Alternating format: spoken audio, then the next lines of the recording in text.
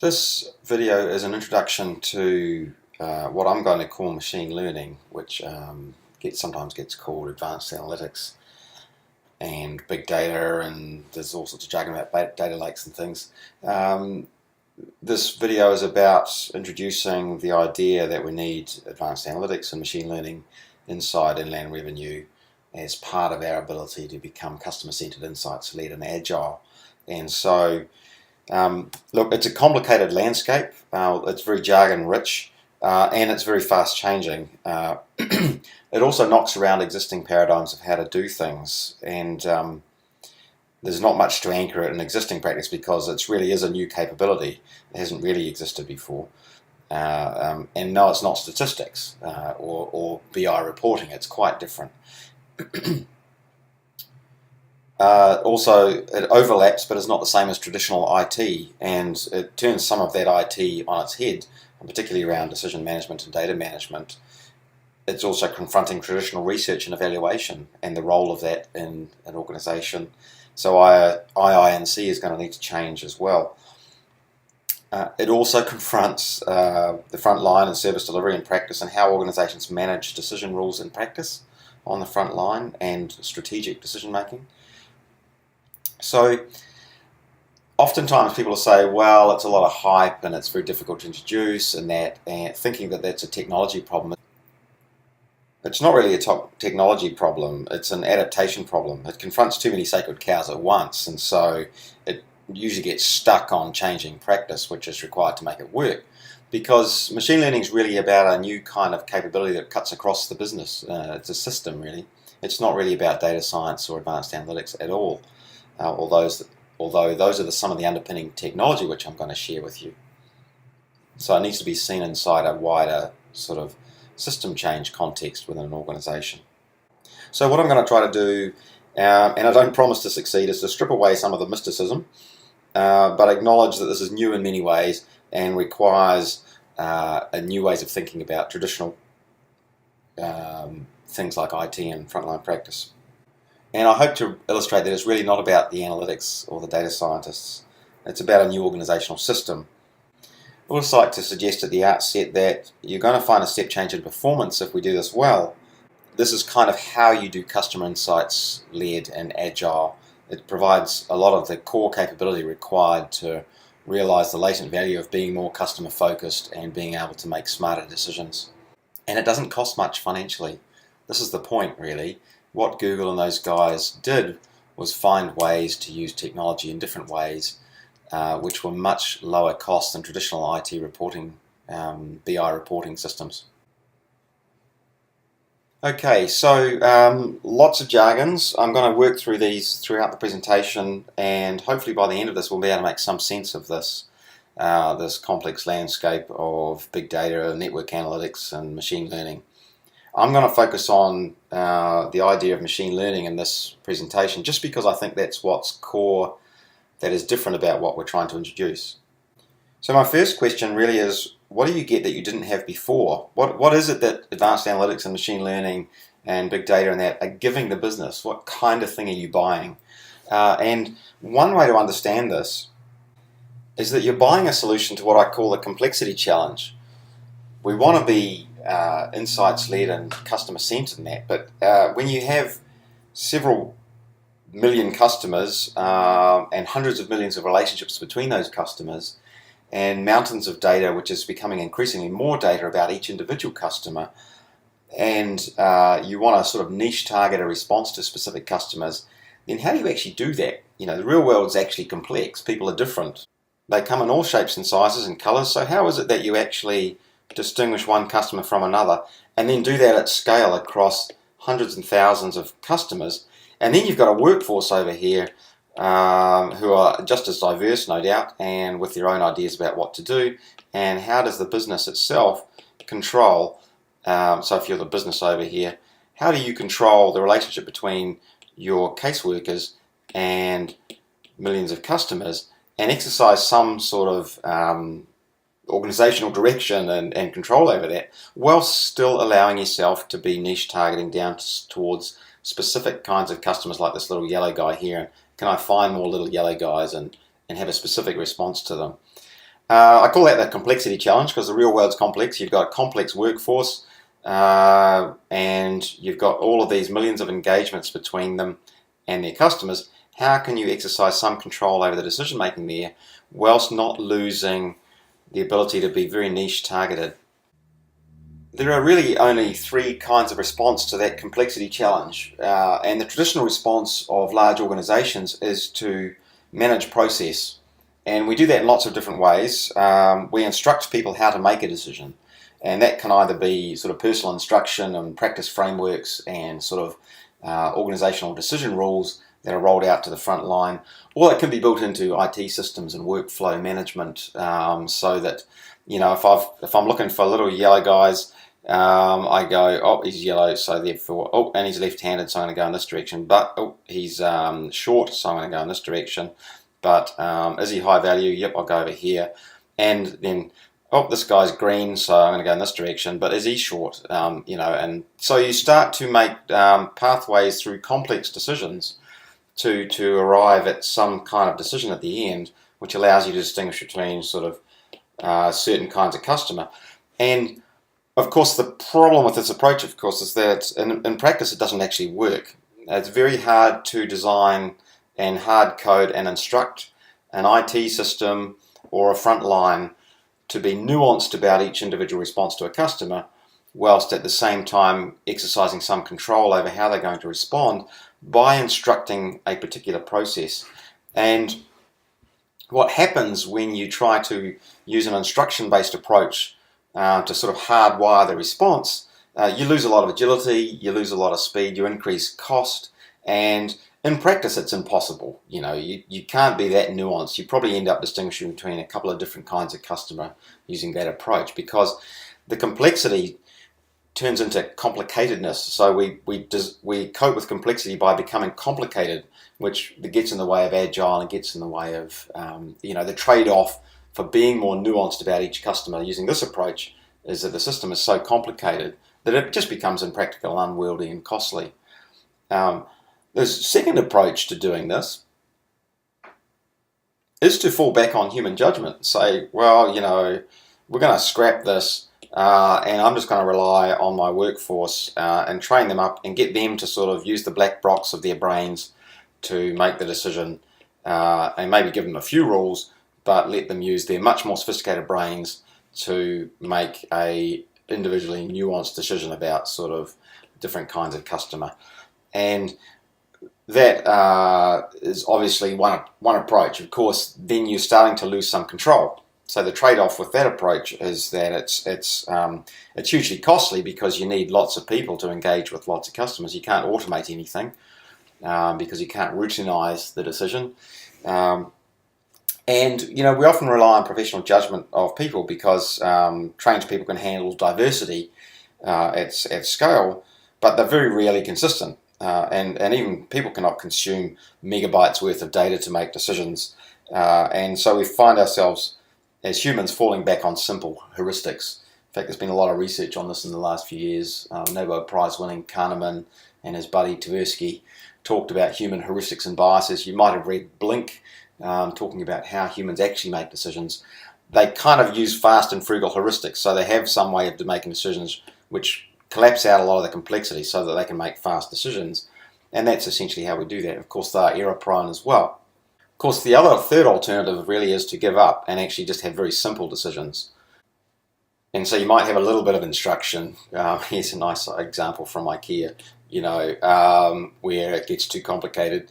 To routinize some decisions, so you might sort of say, if the GST refund is over $2,000, investigate it, and if it's under $2,000, don't investigate it, or add, 7 or 8 more different specific rules, but not much more nuanced than that. So we ignore a lot of the data that we've got available. We don't try and digest everything. We don't try and think about specific customer needs too much because that would become too complicated, and we make sort of fast and frugal decisions.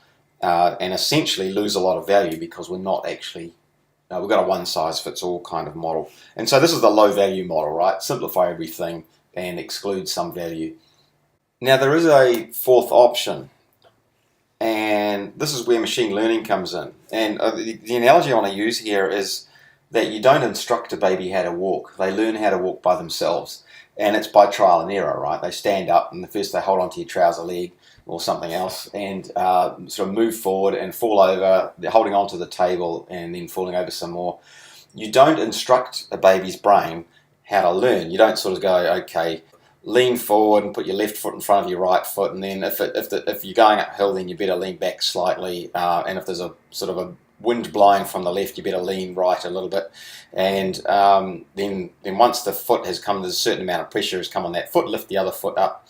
You know, we used to try and teach robots how to walk in the 70s and 80s, and it was pretty laughable, and we used to do it through instruction, whereas now what we do is we teach them using machine learning. We basically set them up and let them fall over and rewire their own brains using machine learning methods. And that's what I'm going to talk about a lot of today, is how we can manage the complexity of walking or of being customer-centered or of, and in the next example, recognizing a cat without being complicated.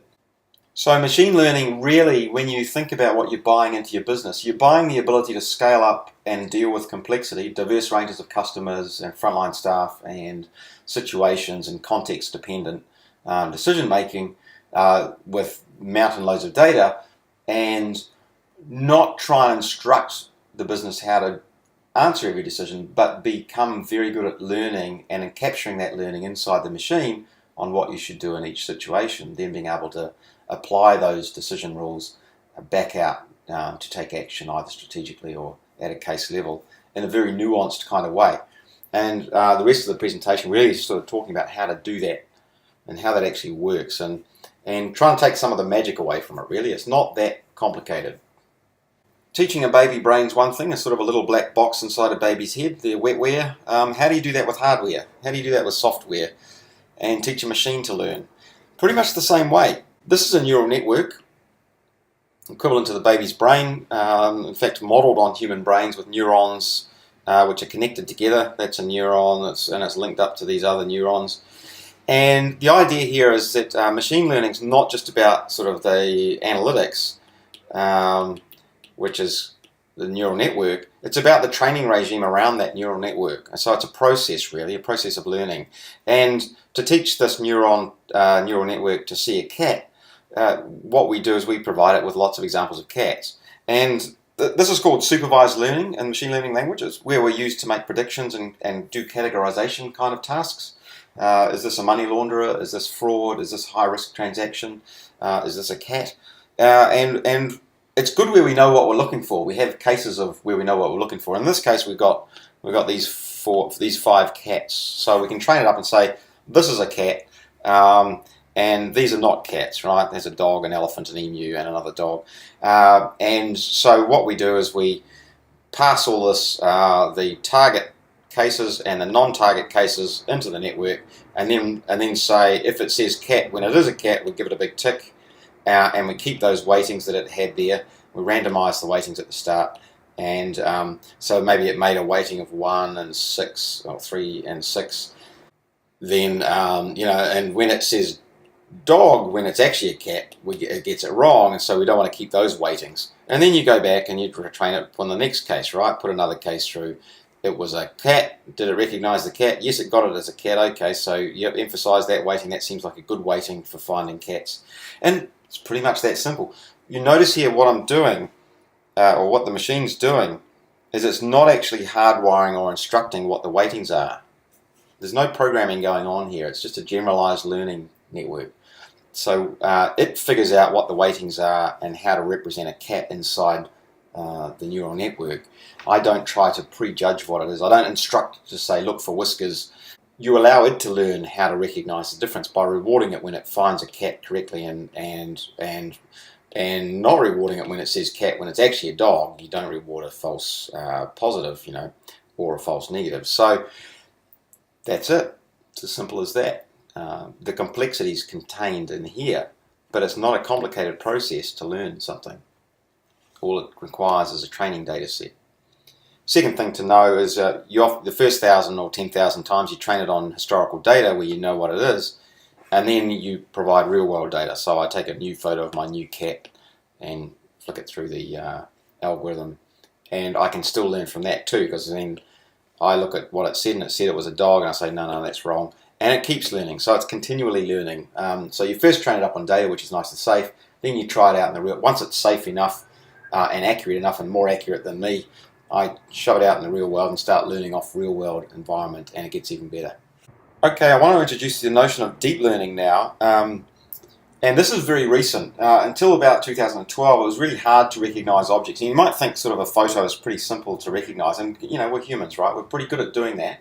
But it turns out it was incredibly difficult to get this to work in machine learning and in artificial intelligence world. Very difficult. Now there are apps on the phone where you can point it at an elephant or a cat, and it says elephant or cat, gets it right. And that's only a very, very recent advance in what we can do. And it's on the back of what people are calling deep learning. And what was happening was that in the past, the number of layers in a neural network was very limited. The neural network wasn't performing very well if it got more than a couple of layers. Here's the input layer and the output layer. The number of hidden layers in here was severely limited, and so you couldn't learn very complicated things. And if you look at this cat, what we can do now is compose up the atomic layers of the picture to get to the concept of a cat much easier. And I want to dwell on this a little bit because I want to show how now, just in the last couple of years, it's become much easier to sort out and make decisions about much more complicated things like audio and text and semantic reasoning and visual images of cats. Things which we take for granted, but which are actually quite complicated. So if we look at this, we take each pixel in here. There's every pixel of the cat, and maybe the first layer here, just going, dark pixels versus light pixels. It's making distinctions between, there's a black pixel in there and there's a white pixel in there, and maybe the next layer is sort of joining, pixels which are closely related to each other, which are all dark, and next to a lot of light pixels, make a thing called a line, so it can start to recognize lines. And then potentially be able to categorize those into shapes. So that line there is a round shape, so it starts to understand circles and triangles or whatever, and then starts to look at relationships between shapes. So it goes, oh well, there's two circles here and they're that far apart next to this triangle. There's a group of lines here which are closely evenly spaced. Another triangle there. It's all inside a circle. So they start to be able to describe relationships between shapes in this neural network, so in this sort of layer. And then finally, you might make distinctions between kinds of concepts such as faces. So faces all tend to have eyes and ears and mouths and noses, but dogs, maybe they have, slightly wider apart, or their noses tend to be a bit lower or something. And so the more layers you can have, the more complicated concepts you can start to decompose and learn up. So you can learn quite sophisticated concepts at the end of the day here and start to distinguish between a cat and a dog without programming a single thing. This is the point, right? The machine can now learn very complicated concepts like fraud or money laundering itself without you trying to specify in advance what you think money laundering means. And it's just doing it through trial-based learning. Another key concept is that the idea that we're now starting to meta-model. So modeling's become a commodity, really. You can drag and drop a neural network in an afternoon, set it up and give it a training data set, and it can go away and learn something. That's not very hard work anymore. And what's now becoming possible is we're doing things like meta-modeling. We do it with decision trees as well. Decision trees is an old statistical method from way back in the 30s where you decompose things into categories. It's an old statistical method. Now we use random forests where we have thousands of decision trees and select the best decision tree. That's a kind of a meta-modeling where you set initial weightings on the decision tree and then use that to have a second decision tree over here with slightly different weightings, and you see which one, you check and you select which one performs best. Well, the same thing happening with these neural networks here in this example. We're setting some initial weighting, so in this neural network we've sort of randomly mutated the network slightly. So this was okay at selecting cats, but we've just changed it randomly and this one's slightly randomly different, this one's slightly randomly different. And then we set all those guys off, and then we pick the best one. Is this one good at cats? Oh, this one got 90% of them right, this one got 92% of them right. So I'm going to reject that one, and I'm going to breed more of this one. And the next generation, I come back and I breed a whole bunch more based on this neural network, and feed them back and then mutate them some more. And so it's a bit like Darwinian evolution. You're basically selecting the model which best performs. So it's kind of modeling, but meta-modeling to provide even more accuracy. The main point I want to make about this is even one of these tiny neural networks is computationally intensive, right? Thousands of cases going in here to train that up, thousands of connections and weightings, that learning, and then we're doing that with multiple networks. Computationally a nightmare and requires some pretty sophisticated computers to do that kind of work. The other point about all of this, of course, is that this is so rapidly evolving, excuse the pun, that new methods are coming along in the yearly now. It's not taking 10 years to develop these methods. They're starting to rapidly develop and become quite useful.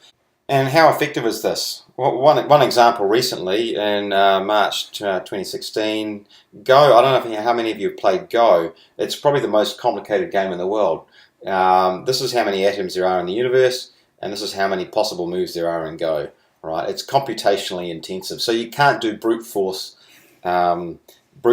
winning of Go. Right? It just doesn't work. And so deep learning was used to develop a computer network, a neural network, which could, and which in this case bet one of the world's top masters at Go.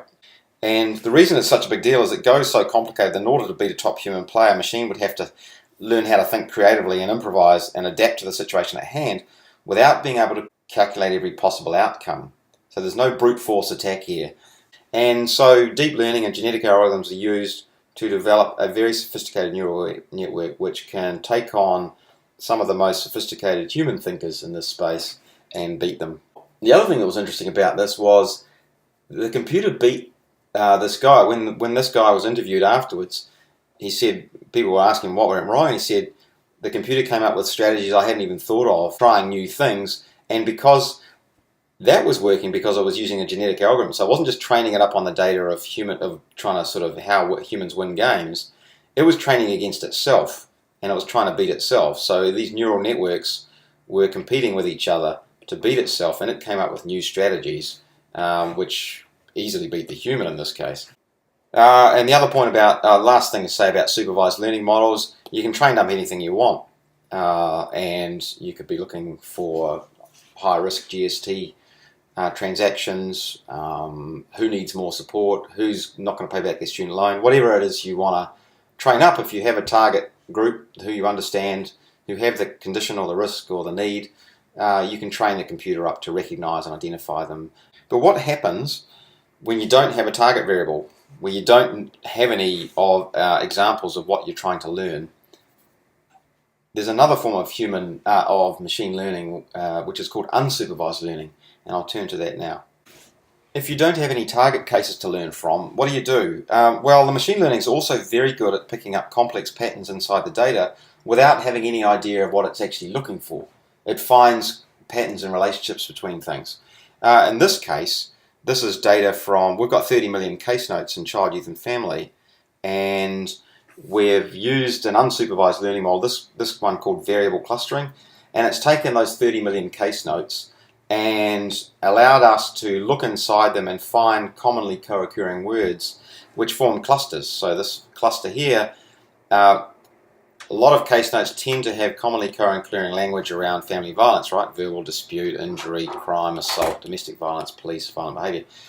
Again, this is picking up complex patterns, but this wasn't hard programmed. We just threw the data at the machine, and the machine's come back with something which is a lot of face validity. Over here, anger, drugs, alcohol, counselling. Over here, smacking, right? Discipline, behavioural issues, physical discipline. Closely related to drugs and alcohol, but less closely related to family violence. It looks like there's two things which are both fueled by alcohol and drugs and mental health issues. And all of that's quite different and quite unrelated to sexual activity disclosure and sexual abuse, which is more closely related to learning difficulties. So we're starting to understand in quite a lot of detail the properties of what's going on the front line by text mining those case notes. And what pattern detection does is it really just collapses complexity. When you see these raw case notes, you've got thousands of words, and then you've got thousands upon thousands of case notes. How can I make sense of all of that data and extract some value from it?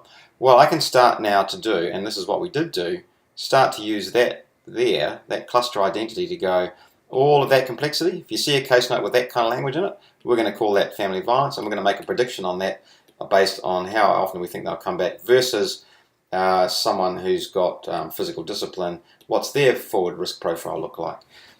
So we can quantify and use all of that quite complicated data, sometimes audio data, text data, free text data, and start to collapse a lot of the patterns in there and turn those into actionable insights. You also use this to segment kinds of customers, right? There's many ways of doing that. We can do unsupervised learning models which find groups of customers. Here's a group of customers out here who vary significantly from this group of customers over here. Now maybe we don't know why and we need to do further investigation, but it allows you to find unusual behavior or common behavior and compare it with unusual behavior and start to develop new concepts. And oftentimes when you do this, they have a lot of face validity with what's actually going on in the front line. Suicide, self-harm, mental health, depression issues, stress is closely related to drugs and alcohol. Go figure, who would have thought of that? The machine, we did not instruct the machine to do this. Okay, final bit of advanced analytics and machine learning. One of the best predictors of human behavior is often peer affiliation and social influence. This is a network diagram. In fact, this is my social network on LinkedIn. This person here is quite influential. They got a lot of connections. These are all policy people. These are all big data people. There's SAS is in here, and Oracle and various other players. And what we can do is we can start to measure influence by measuring the kinds and types of relationships between people. We can also understand innovation. Here's an echo chamber where everyone's tightly coupled but not very well coupled to these guys. So the innovation is likely to happen from these guys. So we now can do what we call social physics, which is understanding networks of influence. And IRD is actually one of the best places in Wellington and probably Australasia for doing network analytics. Networks are made up of nodes, what we call nodes and edges. Nodes are entities like people or businesses. There's a little node there. And there's another little node there. And edges, this line here, is a relationship between those two entities. And so when you do a network diagram like this, what you're understanding is relationships between multiple entities and how they are connected up with each other. As you can see, it's a hideously complicated diagram and requires some powerful computing to be able to do this, to map every relationship this person possibly has with every other entity in here. In this diagram, it's a pretty simple network. There's only 381 entities and 700 relationships. One thing you can do, however, is discover hidden relationships where we thought there was only a relationship between this guy and this guy. In fact, we find that there's a hidden relationship also between this guy and this guy. So in this case, the team in Takapuna has discovered discovered half again as many relationships between people that were interpolated using the data. And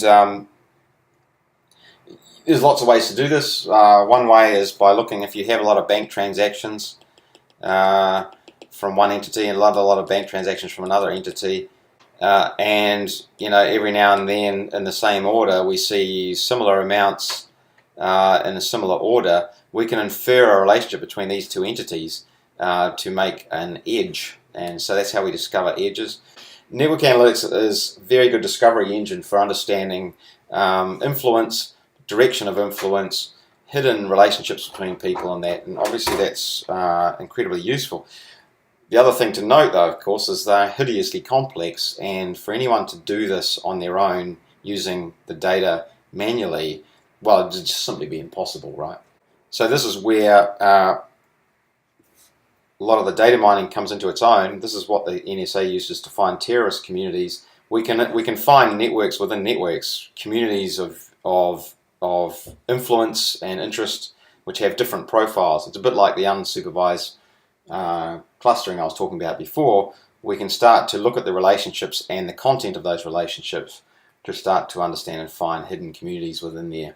And then decompose that down into actionable insights. So this one person here looks like they're in charge of quite a large import and supply of drugs syndicate. So this is using data that we already have and methods that we already have. We don't have the right quality machine to do this at scale or properly, but this kind of data is then used to score, for example, GST refunds. So when I was coming into IRD, I thought, well, how are we going to do advanced analytics on tax stuff? You only have a few tax forms to fill in. Well, in actual fact, you don't. You've got bank data and all sorts of other data which allows you to infer relationships, and you're doing a lot of your risk scoring on the nature of those relationships, not the nature of the data put into the GST refund form itself.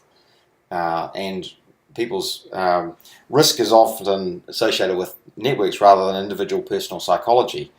Also, evasion requires collusion, right? You need other people. So having a relationship with somebody who's a gang member is a risk factor. There's also the fragmentation problem, right? So multiple entities are used to hide activity. And this is the idea from people trying to hide activity, they hide their activity across multiple entities so that you don't see the forest for the trees. So in a sense, the network of the people who are trying to evade tax are using complexity to obscure what's really going on, and network analytics allows you to reconnect what's actually going on. We know who the money supply is coming from, who the importer is, who the seller is, and how that's all working together. So sometimes relationships are obvious, sometimes they're inferred.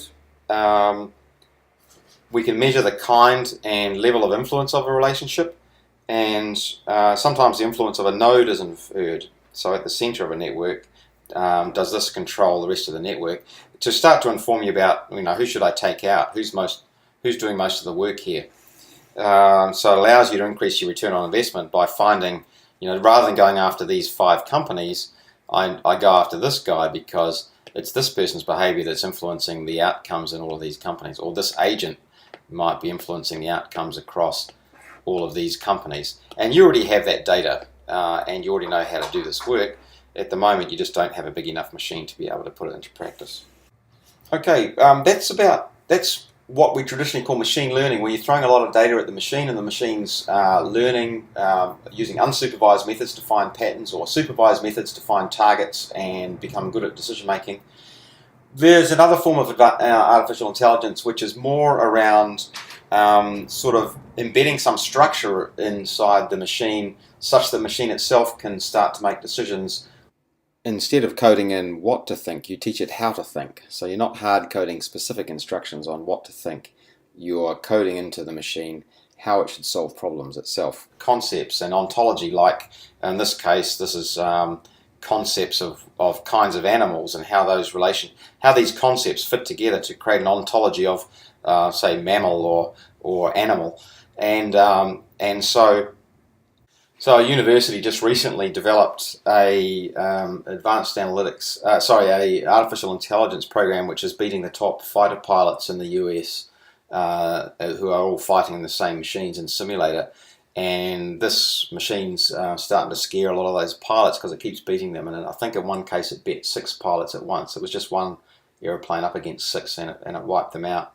And again, it's using trial-based learning on a neural network, some of that deep learning, and then it's doing that using a genetic algorithm so that these different AI programs compete with each other, and the successful one then breeds and mutates and comes back, and they get rid of all the old versions, and they replace it with this guy because he won, and vary that one slightly, and then they'll go on and fight each other, have another dogfight, and so eventually, very quickly, this machine has got the best dogfighting machine it can, and then you stack it up against humans, and it starts to beat them and learn from them as well.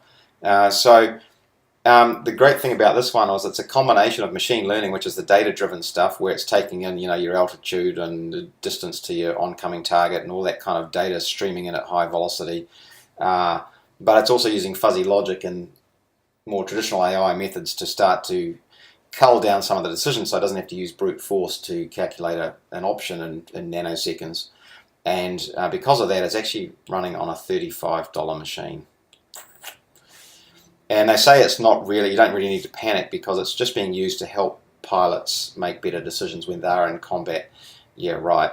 I wouldn't see it being too long before drones and that can have dogfights without humans involved, because, of course, humans being big, flabby, animals can't stand the G-forces, so it won't be too long before, if they're making better decisions, they'll come up against the human factor, which is getting in the way of making even better decisions on how to win a dogfight. So I did think, given all of this is happening, should we be worried, and what's going to actually happen? I just thought I couldn't resist this, really. No, I don't think the machines are taking over just yet. They're learning off us, and they're scaling up, and they're very good at domain-specific tasks that we train them up in. There's no generalized artificial intelligence yet. We still have to train the machines up to do what we want them to do. But once we do that, they become very good at it. And so if it's finding money launderers or GST risk categories, or people with high needs who have student loans, or whatever the category that we're trying to do, or the decision we're trying to make, if we can train up the machine the right way and embed it in our processes, then we can replace a lot of mundane work. Finally, in the technology space, most of this requires some pretty sophisticated computing for it to actually work. And the trouble is, most of us are stuck back around here somewhere, where we're using traditional relational database models and BI reporting as our way of storing and managing data, which is totally, there was sort of a hard line at this point in 2003, where all of a sudden new methods blew that out of the water, because this method of storing and managing and analyzing data simply can't cope with even a simple neural network, for example, where you've got multiple connections. It becomes computationally explosive to be able to calculate and train up a network even. And then you think about it, we're going to then train and have a dogfight between sort of several thousand of these networks, and then do that on network data, social network data about clients which have millions of relationships with each other, combinatorially explosive, and something had to give, right? You simply couldn't do it. That's why we started inventing supercomputers to do it, which cost a huge amount, or getting CPUs faster. But what happened was Google and a few others invented things like MapReduce and Hadoop, which could massively parallel process and decompose problems down in their constituent parts, and then add them back up together to come out with decisions. And that was in 2003. And it was still largely using server farms and CPUs.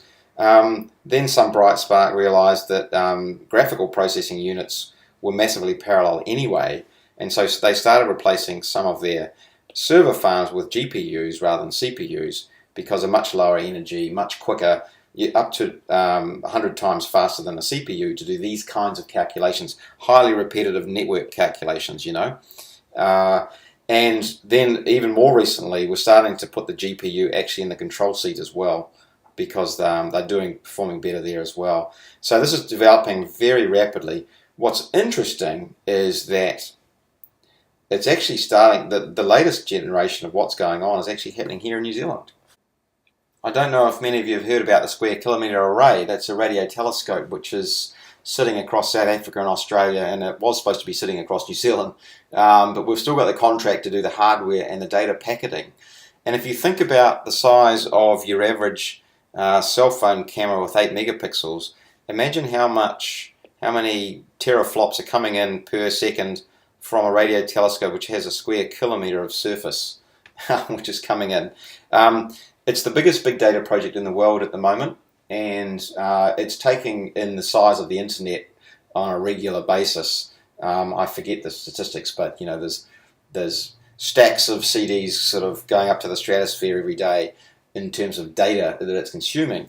And part of the problem is a lot of these radio telescopes are sitting out in the outback in Australia, where there's no electricity grid, so they need to be low energy as well. And what people are starting to do is develop new ways of doing analytics in real time off data that's just plunging in at high speed.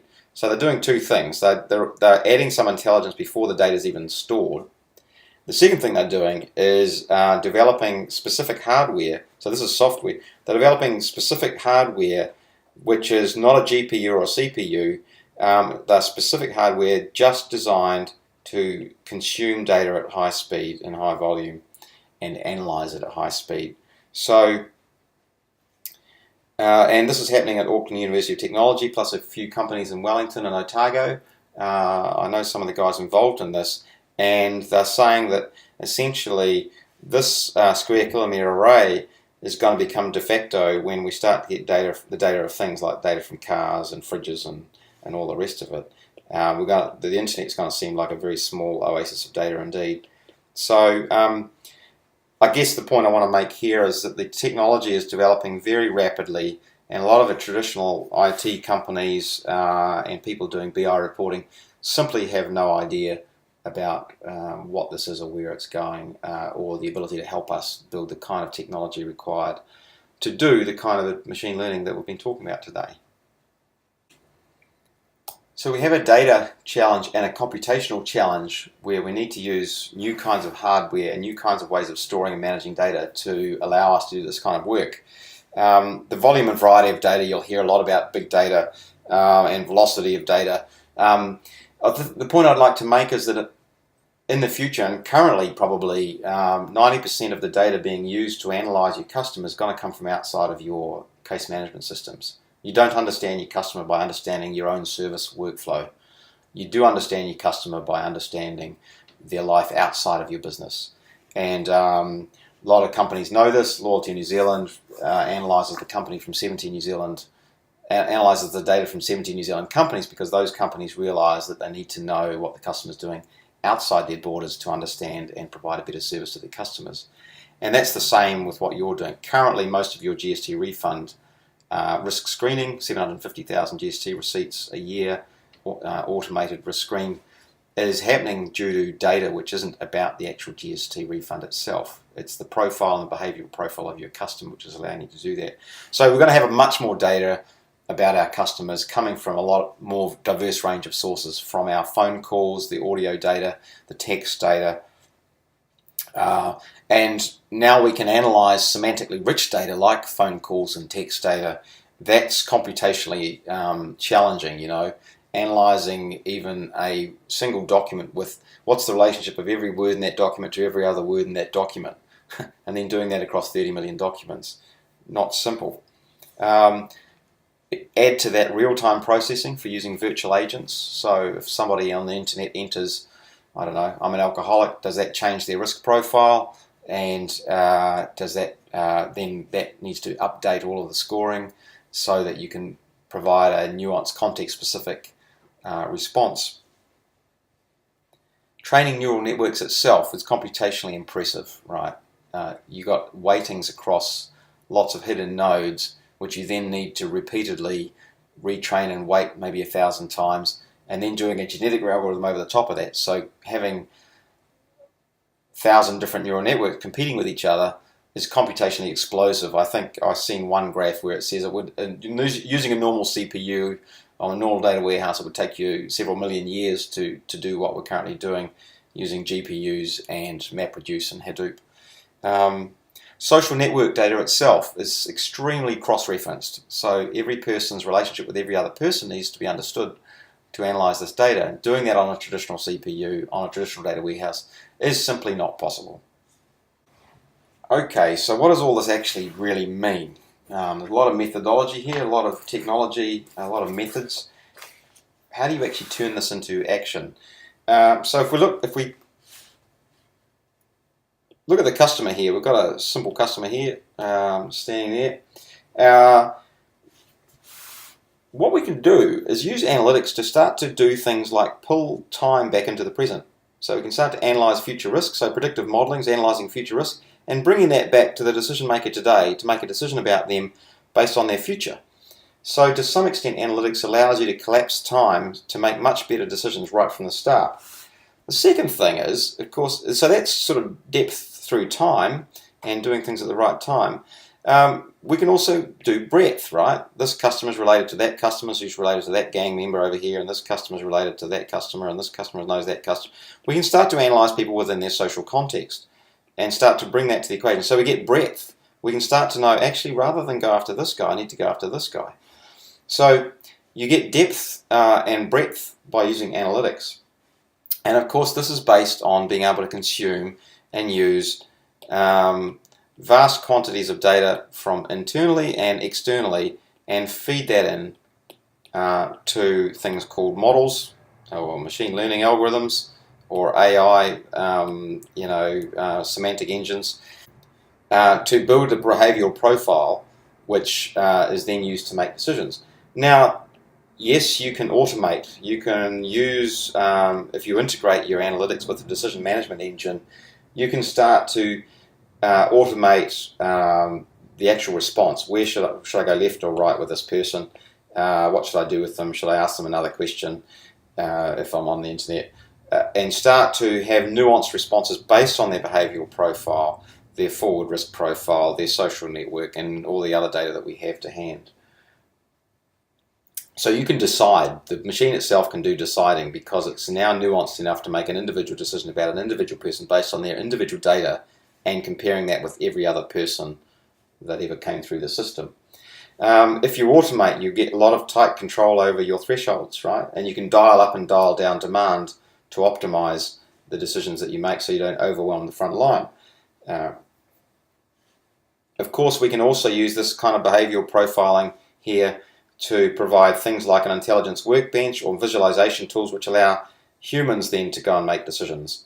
So we can improve frontline practice as well by having analytics enriched, segment membership.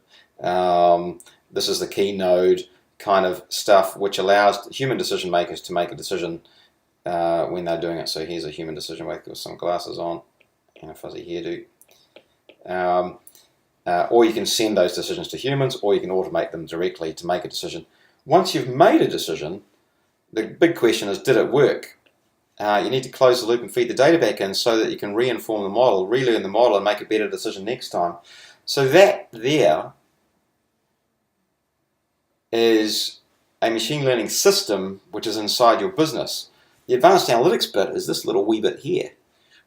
Decision management is kind of this bit here.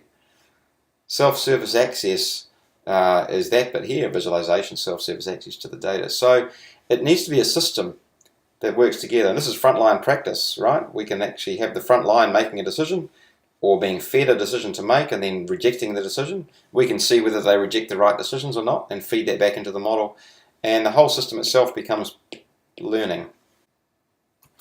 So just to summarize, we can bring time back into the present, bring the future back into the present to make right from the start kind of thinking. We can measure spillover effects, spillover network effects, so we can see across the network to make nuanced decisions about where to spend our effort. Should I find this guy or is this really the center of the company? We've got depth. We can dig into all of the data for all customers and compare this customer with all previous engagements, right? No human can do that at scale. So we can find hidden patterns of behavior, understand collusion and other network level behavior, and collapse complexity in data and digest it in ways which are actionable and not get overwhelmed by all that data. Because we're using the modern technology to understand and consume data, it's very low cost. It does not cost much money to consume terabytes of data because you don't have to structure it like you used to do with an old relational database. I used to design relational databases for a living for ACC, ironically for Mike Woodhouse, who was my old boss. But we now don't have to do that. We just chuck the data in and do a lot of pre-processing at the analytics level rather than at the data level to make sense of that data, which gives us both flexibility. We don't have to pre-process the data and exclude some potential questions. We've got direct access to all the raw data using analytics methods. Very different kind of model for IT to get its head around. This is tireless, right?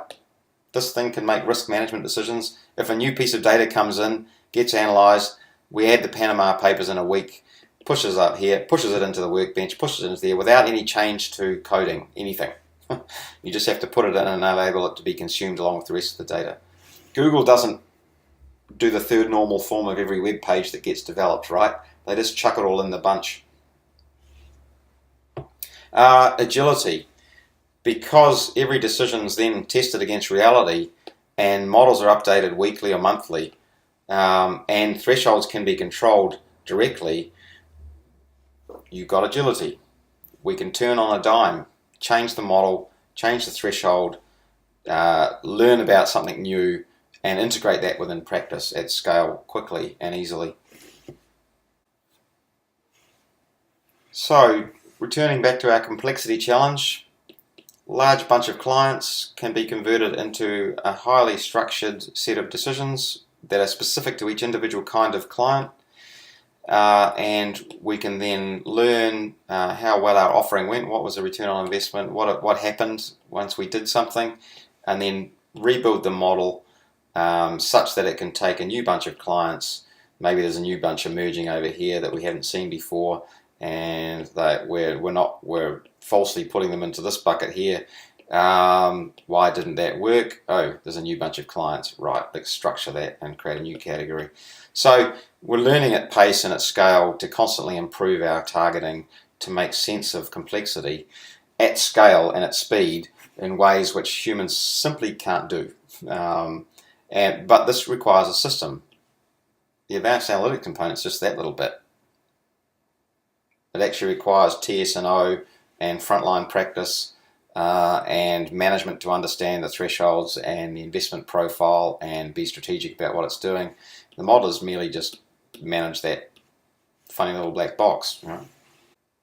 So I hope I've helped make sense of some of this. Machine learning is actually a process, right, that uses, where's advanced analytics?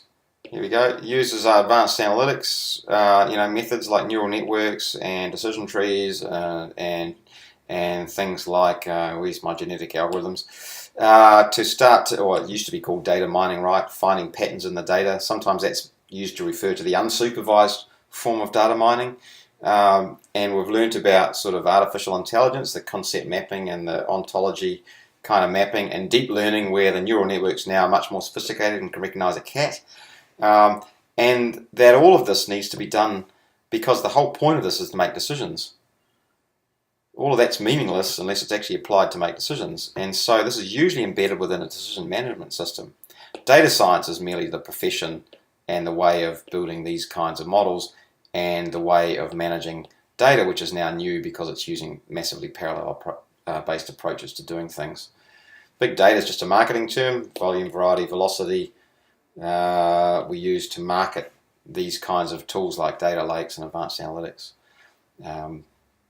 We learned about the importance of social network analysis, which is using the social context and relationships and influence to both measure the return on investment you have, but also understand where you should spend your attention on this guy versus those other guys. Oftentimes, social network analytics is called complexity science because it's studying complex relationships rather than reducing everybody to individual widgets and not understanding the relationship between them. If I was to summarize it in a single picture, data management is different because it's massively parallel. Machine learning is a process which is the combination of training data or real-world data being linked back to advanced analytics methods to train these up to make better decisions. That all must work together and be integrated with TS&O such that that can be pumped out through your channels, whether they're digital, start, or gang strategy with the police or wherever, to start to make customer-centered decisions across all of those channels. Decision management becomes a practice that the business needs to become good at to ensure that we're doing good thresholds, that we're using, that our machines can learn well, that our training data and our data is good quality, and that we manage thresholds well, such that we make the right kind of deployed decisions. So that's what we're trying to build using what I, in quotes, call advanced analytics platform. Finally, what the heck should we do with it? You might have seen some version of this. This is where we tried to link up the capability itself. We've got new ways of consuming data at scale using Data Lake, turning that data into insight. There's where your machine learning tools are. But also, it's more than just machine learning tools. It's more than just machine learning and AI. We actually have to make new kinds of data sources. Like, we've got to link our cost data with our servicing data, so we know cost to serve, so we can measure the ROI. We need to store segment membership. There's a bunch of new data assets that we need to build, as well as the machine learning. The data itself, low cost, rapid acquisition of data, we need to start. So we've got our own data and our historical data, but we need to start getting more of that other data. We need to start to be able to integrate other data from other sources, like quotable value and New Zealand business data and Companies Office. The stuff in green we're already collecting, right? We already got FPOS data, TradeMe data, interest and dividends data. We're about to get Xero data. We've got 37 different international tax agreements data. We're going to get another 60 more in 2017. We've already got international credit card transactions. That's how we find out some of those relationships that are hidden between people. Internet and social media is hiding a lot of interesting data about our customers, and obviously Panama Papers. We consumed it, but it took a long time, whereas if you have a data lake, we'll be able to consume that at speed without batting an eyelid, really. The great thing about this is we don't structure much of this data very well. We just pass it through the machine learning tools such that we can do stuff with it. And it means even if we've got a new source of data, it doesn't mean changing a lot of our other in-practice assets. It's just adding new pieces of data to the system, and the system then figures out whether they're worthwhile pieces of data to have and to present up to a person. But look, data's good. Being able to turn it into insights is great, but then in practice, it's turning that insight into action, which is where the real money is, a real return on investment. And we're going to use this to do data outside of our borders, so gang strategy, outcome 3, right from the start. Once you become customer-centered, all of a sudden, you need to see your own organization within the context of other organizations, and as part of the customer life cycle, you start looking across and outside of your borders, particularly things like the gang strategy. It might even be internationally, right? We might be doing international tax profile and sending risk scores over to other agencies to get them to do something, or vice versa. That's inside or outside our borders. We can also make decisions at an individual case level. This is one of the big differences from traditional statistics. We're starting to make individual behavioural profiles and act on those individual behavioural profiles. This is not about aggregate statistics. This is using case level data to make case level decisions. And you're already making 750,000 GST refunds. You're automating the risk screening of those. We could do that with GST debits, PSTs, charitable PTSs, charitable donations, and a whole host of other kinds of decisions. We want to automate 4 million decisions such that we can increase capacity, find more revenue, and speed up, for the businesses themselves, speed up the time to processing, because we can automate and do it 24/7. You can also automate marketing and outreach communications, so what I call push communications. This is passive processing.